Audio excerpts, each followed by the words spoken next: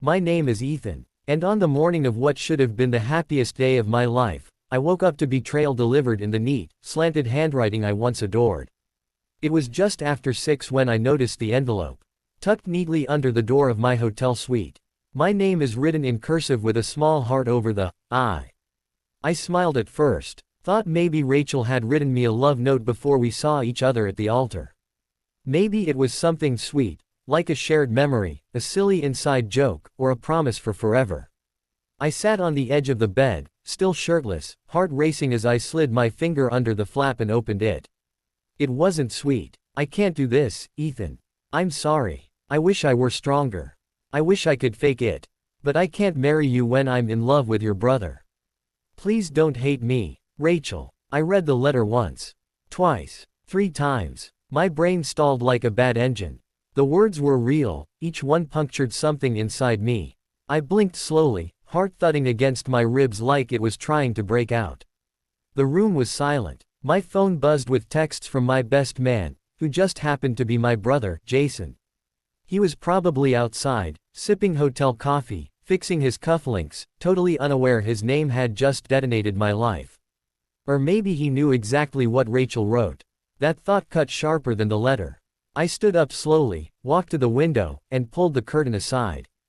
There he was, Jason, laughing with one of the groomsmen, hair slicked back, wearing my gift, a navy blue tie we agreed the groomsmen would wear.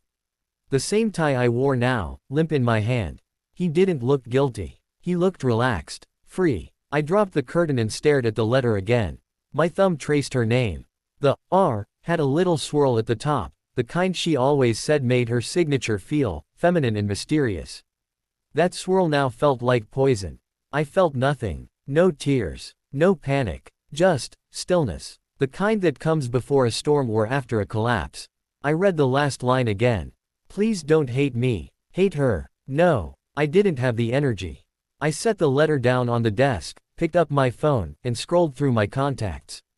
My thumb hovered, then tapped a name I hadn't called in months, but never forgot. Lena, Rachel's younger sister. The quiet one. The one who always stood in Rachel's shadow. The one who once looked me dead in the eyes during a family dinner and said, "You deserve someone who doesn't treat you like a backup plan." At the time, I thought she was just being overprotective. Now I realized, she'd seen the truth long before I did. She'd picked up on the 3rd ring. Ethan. Her voice was groggy, unsure. Everything okay? I took a breath. My hands stopped shaking. My voice didn't. I got a letter from your sister, I said. She's in love with Jason. Lena paused. I could hear her sharp inhale. She didn't ask if it was a joke. Didn't pretend to be surprised. She left it this morning, I added. Wedding's off. At least, the one she thought we were having. Silence again. Then Lena asked quietly, "What are you going to do?" I stared at my reflection in the mirror. My jaw clenched. My eyes looked different. Sharper. Tired. But focused. "I need a favor," I said. She didn't hesitate. "I'm listening." I told her to come to my room. Alone. And wear something formal. There was a pause, then the faintest laugh, almost nervous. "You're serious, aren't you?" she asked. "Dead serious. Ethan," she said again, softer now. "What are you planning?" I glanced down at the letter again. My chest rose slowly with my breath. "If Rachel wants to tear this family apart," I said, "then I'm going to show her what it really feels like to lose everything she took for granted." I hung up and began to get dressed. The tie around my neck was tighter now. Not suffocating, but grounding. I buttoned my shirt, adjusted my cuffs, then folded the letter neatly, tucked it in my inside jacket pocket, and stared at my reflection one more time. "Let's begin," I whispered. Because the wedding wasn't cancelled.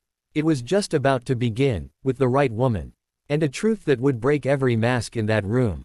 You don't just fall in love with someone like Rachel overnight. It takes years. Quiet moments. Late night drives. Handwritten notes in jacket pockets and the kind of laughter that makes you think, this is it. Rachel and I met in college. I was a transfer student, awkward in crowds but good with numbers. She was magnetic, people circled her like moths to a flame. But with me, she slowed down. Said I made her feel safe. Said I was the only man who really listened. We dated for nearly 6 years. Moved in together by year 3. Got engaged by year 5. I bought her a ring that cost more than my car. She cried when I proposed. At least, I thought she did because she was happy. Maybe now I think she cried because deep down, she knew she was lying. She introduced me to her family after a year. Her parents were polite but cold, upper middle class, a little too obsessed with image and reputation. They saw me as a good man with humble beginnings. Translation: I wasn't from their world. I could feel it every time her mother gave me that tight-lipped smile. Then there was Lena, Rachel's younger sister. She was the opposite of Rachel in almost every way. Quiet, observant, often reading while the rest of us chatted at dinner. But she had depth. When she spoke, you listened. We never talked much, but when we did, it always left me thinking. Once, when I told a story about how Rachel and I nearly missed a flight because she forgot her passport, Lena just looked at me and said, "You do a lot of covering for her, don't you?" I remember blinking, unsure whether it was judgment or sympathy in her voice. Maybe both. Jason, my younger brother, was always the charming one. He got away with things I never could. Teachers loved him. Employers took chances on him. Women followed him. He had the looks, the laugh, the casual magnetism of someone who believed life would always bend to him. Rachel and Jason got along too well, in retrospect. They teased each other in ways that felt almost flirtatious. I'd catch glances, once or twice, but I chalked it up to paranoia. You never want to believe something like that's real. You don't want to be that guy, jealous of your own brother. Now I see the signs. The late nights Rachel spent out, working late. The way she started pulling away emotionally but always masked it with wedding stress. The way Jason avoided conversations about the wedding altogether, shrugging things off, never fully involved. I should have trusted my instincts. I remember one night, maybe 2 weeks before the wedding, I was looking through Rachel's phone for a photo we'd taken together. She was asleep. I wasn't snooping, at least, not intentionally. But her messages were open. One from Jason read, "You looked stunning today. I couldn't stop thinking about you."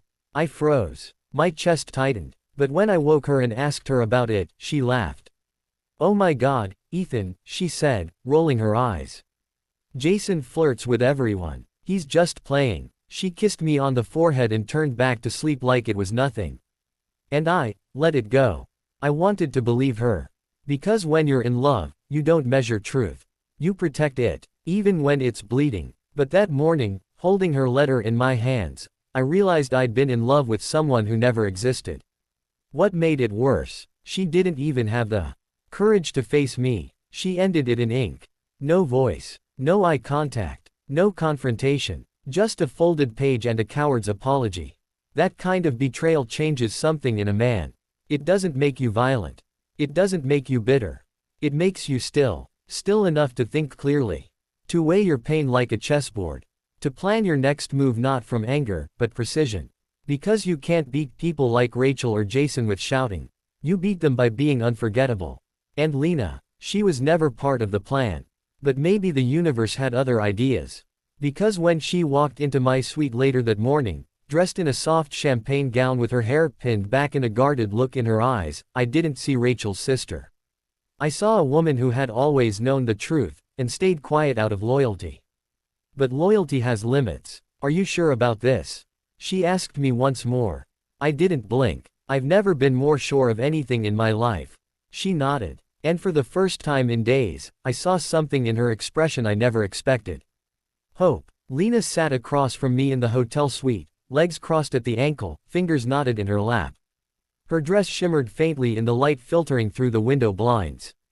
It wasn't a wedding gown, not yet.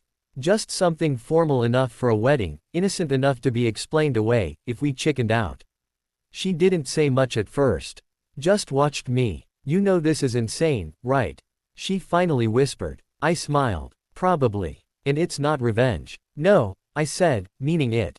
"It started as that, but it doesn't feel like that anymore." She looked away for a second, her eyes trailing the lines of the carpet. Then she said something that silenced the room. "I always thought you deserved better than her." It wasn't said with venom. It wasn't said to win points. It was said like it had been sitting in her chest for years. "I used to watch you hold your tongue every time Rachel criticized you. Every time she forgot something important or brushed you off. You'd just smile and cover for her. She paused, then added, you were never seen for what you gave. I swallowed hard. It was strange, hearing the things I'd been too afraid to admit to myself came out of someone else's mouth. I walked over to the closet, pulled out a simple white tuxedo shirt, and held it up. You think you can wear this? We'll find a tailor to make it work. She snorted. You're not serious. I am. She stood, crossed her arms. You want to walk down the aisle with your ex-fiancée's sister, in front of your family, her family, the guests, and your cheating brother, and just pretend that's normal. No, I said. I want to do something better. I want to show them what it looks like when you choose truth over appearances. Lena stared at me like I'd grown another head. But then, something cracked behind her eyes. A glimmer of something dangerous. And thrilling. I'm not the second choice, Ethan, she said. I know, I replied. You were never second. I just didn't see you before. She nodded slowly. Then let's do it right. We didn't call off the wedding. Instead, Lena called her friend from a local boutique. Within 30 minutes, a simple, elegant cream dress arrived. It wasn't a bridal gown, but it didn't need to be. It was perfect. I sent a short message to the event coordinator. Told her there had been a change, and that we'd handle all announcements personally. Then I sent one message to Rachel. No need to show up. I'll be fine, and so will Lena. The read receipt appeared almost instantly. But there was no reply. The car ride to the venue was quiet. Lena and I sat side by side in the backseat, her fingers trembling slightly as she played with the clasp on her clutch. I reached over and gently covered her hand with mine. You still have time to back out, I whispered. She didn't even look at me. You think I'm doing this for you? She murmured. I turned to face her. I'm doing this for me, she said. For every time Rachel made me feel invisible. For every dinner where I was treated like a shadow. For every word I never got to say. We pulled up to the venue. Guests were already seated. Jason stood near the altar, chatting with the groomsmen. He didn't look nervous. He looked like a man who thought he'd gotten away with something. Lena stepped out of the car first. Heads turned. Then I followed. The murmurs started immediately. Confused glances. Whispers behind hands. Rachel's parents stood up, jaws slack. Jason looked at me. Then Lena. Then back at me. His mouth opened slightly. Then shut. For the first time in his life, he had no words. I stepped up to the mic in front of the gathered guests. Good afternoon, I said. I know you were expecting something else today. But sometimes, life makes new plans. Lena joined me at the altar. No one clapped. No one protested. They just watched. And somewhere in the back of the room, a door creaked open. Rachel. Her eyes were wide. Her body froze in the doorway. Her lipstick smeared like she'd been crying for hours. I didn't flinch. I didn't look away. I just turned to Lena, held out my hand, and whispered, "Ready?" She nodded. And together, we began the ceremony. There's a certain kind of silence that falls over a crowd when the expected turns upside down. It's not noisy. It's not chaotic. It's sharp, cold, like winter air cutting across your skin.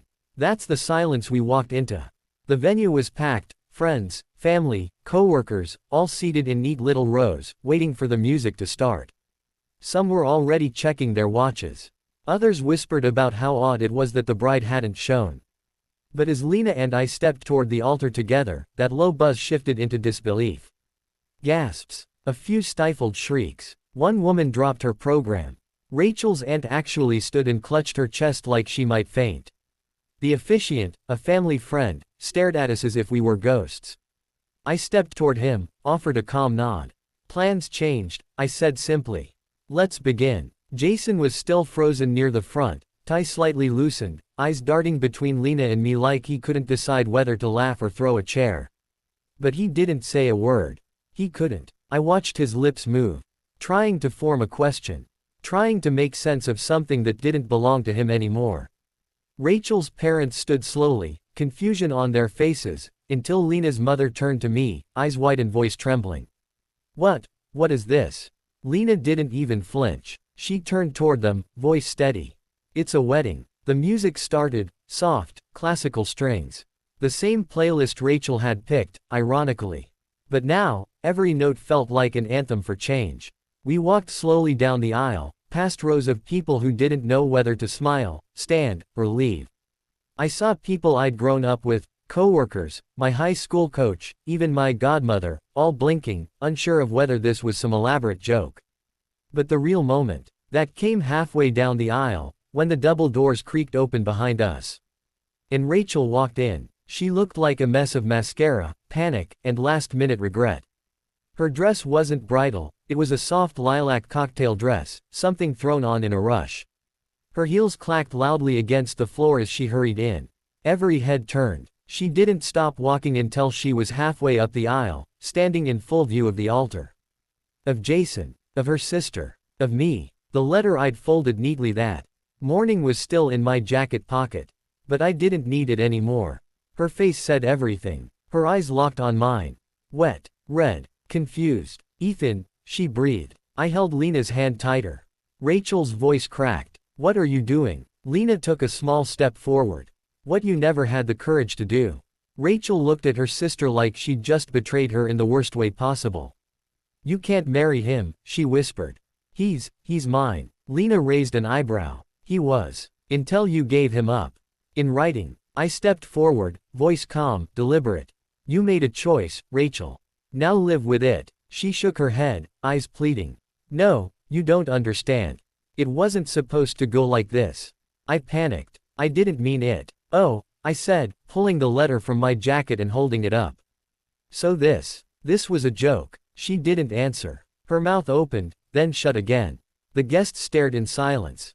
Rachel's parents turned their heads, ashamed. Jason finally stepped forward, but even he looked more embarrassed than concerned. Rachel, let's just go outside, he said, grabbing her arm gently.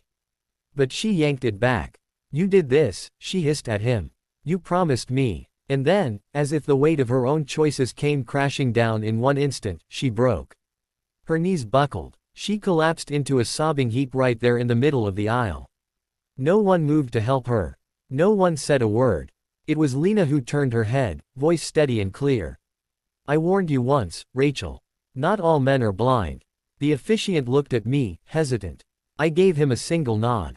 Shall we continue? He asked softly. And with the sounds of quiet crying echoing from the back of the room, Lena and I faced each other beneath the soft arch of the altar. I looked into her eyes, not for revenge. Not for show. But because for the first time in years, someone was looking back at me without a hidden agenda. And when I said, I do, I didn't say it to get even. I said it because I meant it. Rachel was still kneeling in the center aisle when Lena and I said our vows. The officiant's voice was steady, almost gentle, as he moved through the script, like he was afraid the whole room would fracture if he spoke too loudly. But Lena, she never wavered. Her hand in mine was warm, firm, alive. No trembling, no hesitation. She spoke her vows with conviction, not the flowery kind from Pinterest boards or bridal magazines, but real words. Honest ones. I promise to never make you feel small, to never forget the value of the quiet ways you love, and to stand beside you when the world forgets your worth. I felt the breath catch in my throat. I squeezed her hand. My own vows were simpler, calm and unshaking. I spent years giving the best parts of myself to people who didn't see me. But with you, Lena, I feel seen. I feel chosen. Not out of pity, not out of revenge, but out of truth. I choose you, fully, fearlessly, forever. A quiet sniffle echoed from the back of the room. Rachel. She was still crumpled on the floor in her lavender dress, clutching her phone in one hand like it might somehow reverse time. Jason stood beside her awkwardly, one hand hovering above her shoulder but never quite touching her. It was obvious, he didn't know what to do with her now that she was no longer some secret he could hide behind. I didn't look at her again. Not once. Because that moment, when Lena and I said, I do, when we sealed it with a kiss, when the officiant pronounced us husband and wife, belonged to us.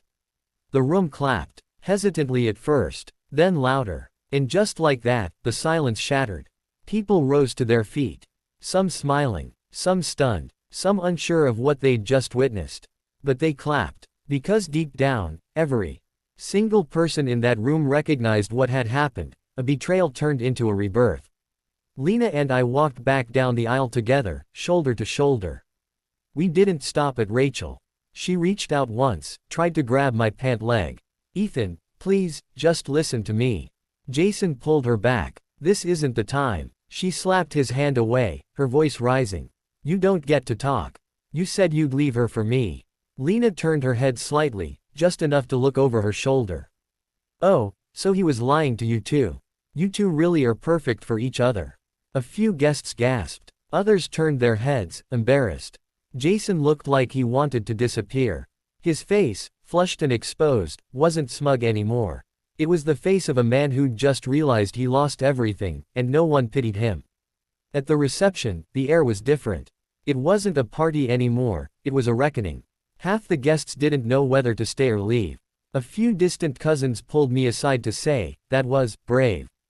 One of Rachel's aunts came up to Lena and whispered, "I always thought you were the better one."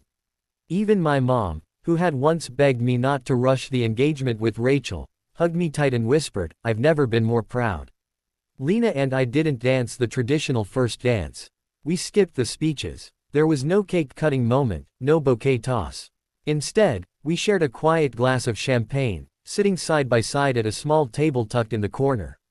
"I still can't believe this is real," Lena said, turning her glass slowly between her hands. "I know," I replied. "But if it's a dream, I don't want to wake up." She smiled then, softly, but genuinely. Across the room, Rachel sat alone in a chair near the exit, her face hollow, makeup smeared beyond recognition. Her mother whispered angrily in her ear. Her father looked away in shame. Jason was nowhere to be found. Maybe he'd already left. Maybe he realized too late that love built on deception is already broken. I didn't feel joy watching her like that. I didn't feel triumph. Just clarity. She was never mine. She was the storm I thought was shelter. And now, I was finally out in the sun. By Monday morning, the entire city knew. Not from tabloids or gossip blogs, but from wedding guests, family group chats, and mutual friends who couldn't keep their mouths shut. One video, captured by a cousin trying to discreetly record the ceremony, hit social media and racked up thousands of views overnight. The clip cut right to the moment Lena and I turned to each other and said our vows, with Rachel visibly sobbing in the aisle. Suddenly, everyone had an opinion. People I hadn't spoken to in years were texting me with lines like, "Dude, you actually pulled it off. Was this planned from the start? Legendary move, man. Cold, but legendary." And the truth, I didn't care about the spectacle. Let them talk. What mattered was Lena, quietly pouring us both coffee in our apartment, barefoot, her hair tied up, humming some tune while scrolling through breakfast recipes like the world hadn't exploded just 3 days earlier. "What?" she asked, catching me staring. "Nothing," I said. "Just wondering how I didn't see this sooner." She rolled her eyes, smiling. "Because you were busy believing someone who never deserved your loyalty." She wasn't wrong. The fallout came quickly. Rachel's side of the family was furious. Her parents sent a long, scathing email claiming I had humiliated their daughter and dragged their family through the mud. I didn't respond, but Lena did. She wrote back 3 sentences. Rachel ended the engagement. Ethan chose peace. And I chose truth. You should be asking her for answers, not us. We never heard from them again. Jason, on the other hand, tried to spin it. He called me that same week, his voice feigning calm. "Ethan, man, can we talk?" "No," I said. "Look, it was never supposed to go that far." Rachel was just confused. "We were drunk. One night, okay. You told her you loved her," I replied. He stammered. "She told you that. She's lying. You know how she gets." But I wasn't buying the performance anymore. "You should stop talking," I said, flatly. "You're only making yourself smaller." He tried again. "Come on, I'm your brother." "No," I cut in. "You were my brother. Now, you're just the reason I learned how to stop tolerating betrayal." I hung up. A few days later, I heard through a mutual friend that Jason had been dropped from the startup where he worked. Word had gotten around. Apparently, the CEO didn't want the PR risk. Rachel's name was in the wind now, associated with words like scandal, love triangle, and meltdown. It wasn't justice, but it felt like balance. Lena and I took a short trip to the coast, not to escape, but to breathe. The sun felt warmer than it had in years. We spent hours walking along the beach, barefoot in the sand, laughing at how ridiculous everything had become. One night, sitting on the balcony of our hotel, Lena turned to me. "Do you ever wonder if this was fate?" I shook my head. No. Fate would have been too kind. This was earned. She leaned into me, resting her head on my shoulder. We didn't need noise. Or explanations. Just space to build something that hadn't been poisoned by lies. Later that night, my phone buzzed again. Rachel. This time, it was a long message. I know I can't undo what I did. I wasn't thinking clearly. Jason made promises, and I believed them. But I still care about you. Deeply. I wish I could go back. I hope you'll at least talk to me. Just once. I stared at the message. Didn't reply. Instead, I opened a folder I'd created days earlier, titled, Lessons. I copied the message, pasted it into a document, and added it to the folder, alongside screenshots, her original letter, and photos from the wedding. Not out of pettiness. Out of clarity. Because some things shouldn't be forgotten. Not out of spite, but because they teach you exactly how far you've come. Lena walked over, saw the message still glowing on my phone. She didn't ask questions. She didn't need to. She just smiled, kissed my cheek, and whispered, "Let's never go back." And I knew right then, this wasn't a rebound. It was a rebirth. The first Monday back to normal, life felt anything but normal. I returned to work expecting the usual routine, emails, meetings, paperwork, but instead found my team gathered around my desk with smirks and raised eyebrows. Someone had brought donuts. Someone else printed a meme with a wedding cake split in half and taped it to my monitor. Everyone had heard, but beneath the teasing was something else, respect. They didn't see a man who'd been left. They saw a man who didn't crumble. One of my colleagues, a quiet woman named Nora, pulled me aside that afternoon and said, "Most people would have lost it. You kept your head. That says a lot." I didn't tell her the truth, that there were moments I had nearly lost it. In the hours after reading that letter, my hands had trembled so hard I couldn't button my shirt. But the stillness, the plan, the choice to marry Lena, that had been my anchor. Rebuilding wasn't about proving anything to others. It was about rediscovering the version of myself that didn't beg for love. At home, Lena had started leaving small notes on the fridge. Post-its with scribbled affirmations. "You are more than someone's mistake. You chose honesty. That matters. P.S. There's pie in the fridge." It wasn't just romantic, it was healing. We didn't jump into a picture-perfect honeymoon phase. We were learning each other from scratch, two people who had both been shaped by betrayal but refused to be defined by it. There were awkward moments. Like the first time someone introduced Lena as Rachel's sister, at a small dinner party and the entire table fell silent. Or when Jason's name came up during a conversation with mutual friends, and Lena stiffened beside me like she was bracing for impact. But we didn't hide from it. We addressed it, out loud, unfiltered. "You know," Lena said one night as we sat on the floor building IKEA furniture for our new apartment, "I was terrified the day you called me. I thought it was a cruel joke." "It wasn't," I said. "It was the first real thing I'd done in months." She set down the screwdriver, looked at me with that calm, deep gaze of hers. "You looked at me like I was someone," she whispered. "Not just Rachel's shadow." I reached over and tucked a strand of hair behind her ear. "Because you were never a shadow. You were the light behind all of it. I just couldn't see through the fog." That night, we sat in bed, talking about childhoods, regrets, the little moments that had made us who we were. She told me about being constantly compared to Rachel.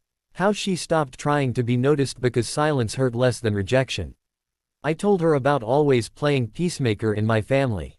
How I used to feel like love had to be earned, through sacrifice, silence, and swallowing pain. We fell asleep wrapped in truth. Weeks passed. The noise died down. Rachel stopped texting. Jason moved out of state, according to my mother. No forwarding address. No goodbye. We weren't looking for happily ever after. We were building something slower, quieter, more real.